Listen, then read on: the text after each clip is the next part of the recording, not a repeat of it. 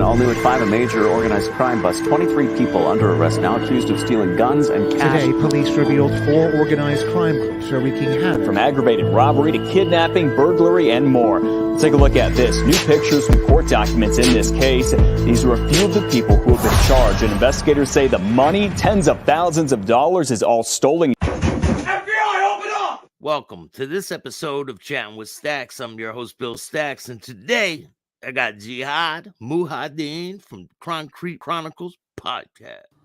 So, a lot of times, that situation, he didn't even come back to the compound.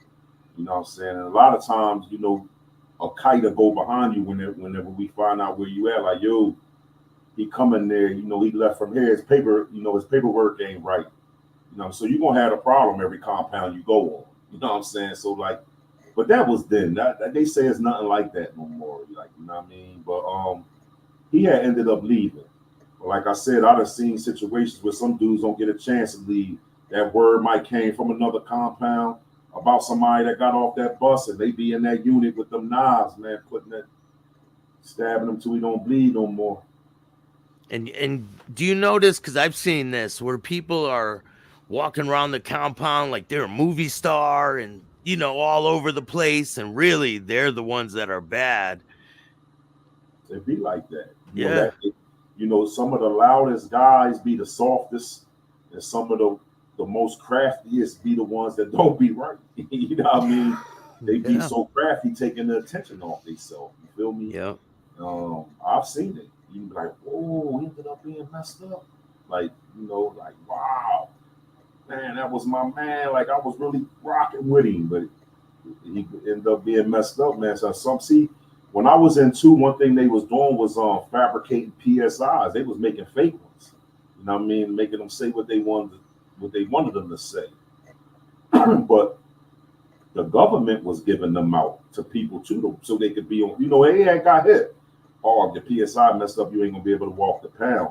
I ain't gonna be able to help you out because my PSI gonna be effed up. I ain't gonna be able to be on the compound. Oh, we're gonna fix your PSI for you. We need that information. And they was fixing PSIs at one point. So have you seen fake PSIs? And I've seen several fake PSIs. How do they figure out that they're fake? Well, because you got to know this. A lot of people got co-defendants. So his name gonna be in your the co-defendant name gonna be in the paperwork. CI such and such. He gave us information about this, that, and the third. So your name gonna be in other people's paperwork, even though you might be on a compound, because what you're gonna have is a separate team. You ain't gonna be able to go on the compound with none of your co-defendants once you do that. So you'll be somewhere where your co-defendants ain't.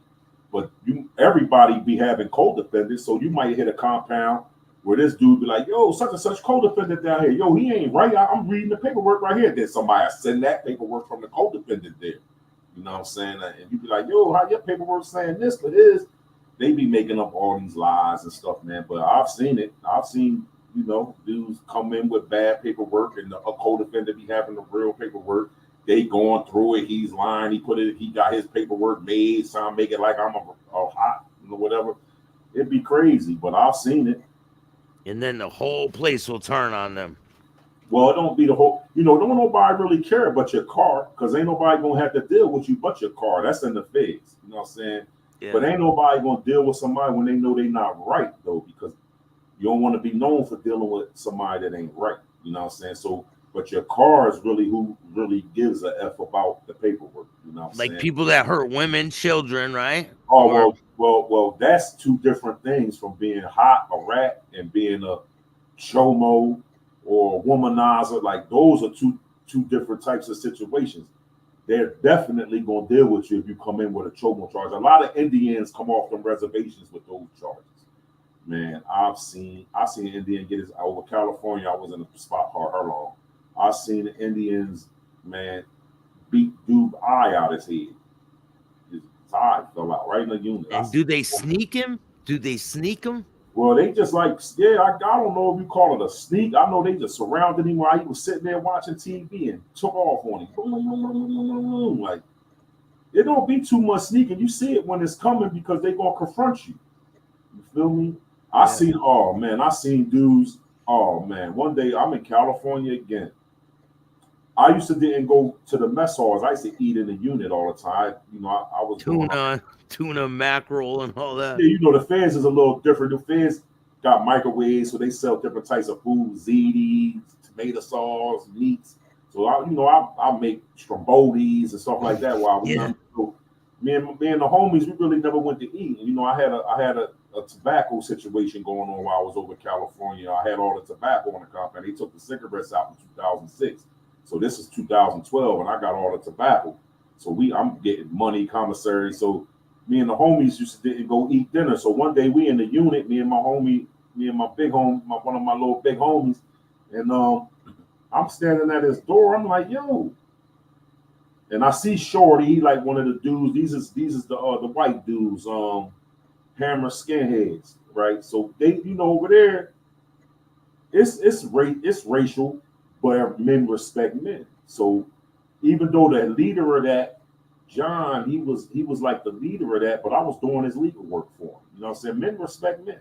They into what they into, but one of their own came, and it was a bad word on him, and he ended up being, he wasn't even messed up, because he was saying, I got the same case, and he got less time than me. But listen, you got to know that the judges got their discretion back in 2006 after a case called Booker. Before, wherever you fell on the guideline, the judge had to give it to you.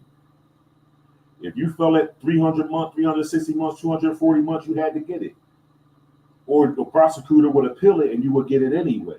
After 2006, the judge was able to say, well, I feel that overrepresents him, and I'm not going to sentence him to that. I'm going to give him 5 years instead of 20. They had the discretion to do that now. Before they didn't, after 2006.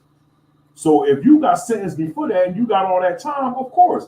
But now the judge got discretion to give somebody lesser time. Just because y'all got the same charges don't mean that he could have the same time.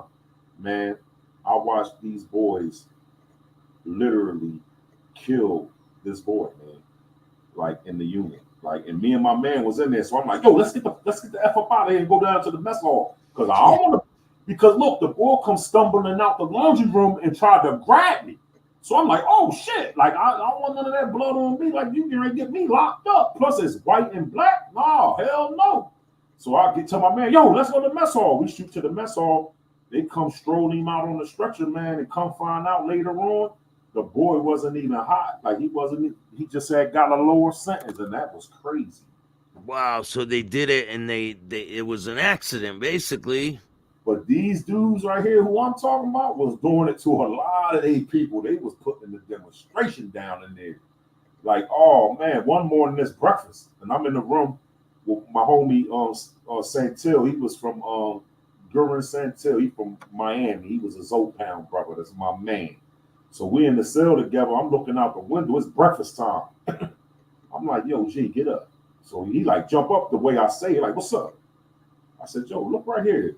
Two white dudes come in, suited and booted, coat zipped up, hats pulled down, and they went up in the cell, man, and put the demonstration down on the boy who was calling the shots on all the people to get hurt. The boy John, who I was doing his paperwork, they sent them in to get him. Oh man. Him and Shorty, they was in there. I'm talking about rocking and rolling. But see, one thing about over there, they leave somebody behind to go to jail for it. Like the one dude was just walking around in the unit until they locked them up. And I'm like, why would he even stay here? They already put the work in. Like, there's a lot going on over there. Have you ever seen people with bad charges or anything like that, and them try to take them off the yard, and him put the brakes on other people? Well, what you gotta know is this: just because a person told don't make him a pussy. You know what I mean? Yeah. I tell people all the time. You gotta remember who a person was before he went in that courtroom. This dude might have been out here putting heads to rest. But just because he went into court and told, would that make him not a killer no more? No, he just killed in a different kind of way. You know what I mean? Yeah. You gotta remember that. Like, just because a dude told don't mean he a pussy now.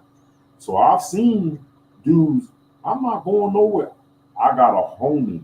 I was just telling my wife the other day, I got a homie from home who they jumped him, and he was in Maryland at a joint. They jumped him because he told everybody in the streets, he told. He was not a pussy though. He wasn't leaving off that compound. He told them they had to jump and they stabbed him. Then he ended up coming down USP Pollock with me, and they was gonna get him there. So I told him, listen, he from my city, right? I'm gonna go holler at him to see if he check in. So I went to him. I said, check this out, man. Bro, you know your stuff ain't right, man. Go ahead and roll, man. You know what I'm saying? He's like, bro, I respect you and all that, but I ain't checking in. They gonna have to kill me. I said, they coming to do that, right? I said, listen, the move is coming, man. But know this, I ain't with it. You know what I'm saying? The move is coming though, but I ain't with it. Yeah, but if you protect him, it'll put you in the crosshairs, Wasn't right? going to protect him. I was just saying, let me go holler, because they gonna always say, yo, get your homie off the compound, like, or get the homie, like, well, see, this is our car. They like, yo, bro. So the homie, he gotta go, man. Because don't nobody really, you don't want to hurt the homie. You just want to, gotta go ahead and go. You can't do your time here. But if you buck that, you gonna get it. I said, let me go holler at him because he is from my city. This is the homies. We at breakfast. This is my homies. They like, yo, you know, he on the pound, he got off the bus, woo woo. I said, all right, let me holler at him. If he don't go, you know what I mean? It is what it is. He told me straight up, I ain't going nowhere. I said, all right, the move coming, man. You know what I mean? But I ain't with it, you know what I mean? But the move coming. You know what I'm saying?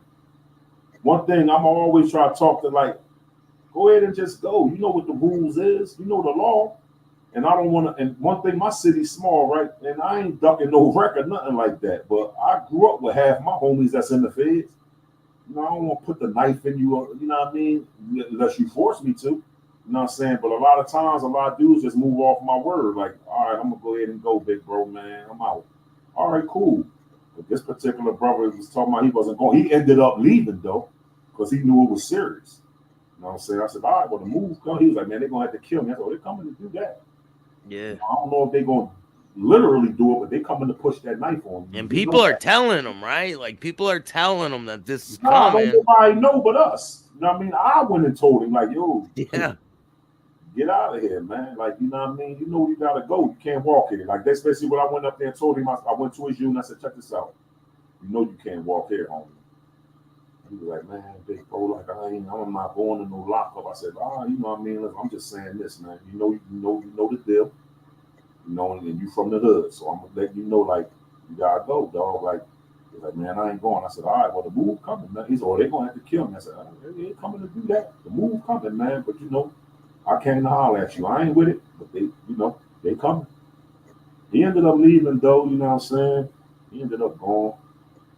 So now, when there's someone in there that hurts children, have you seen them do things to them? You better not never let them. You better not no paperwork come up on you that you hurt no kid.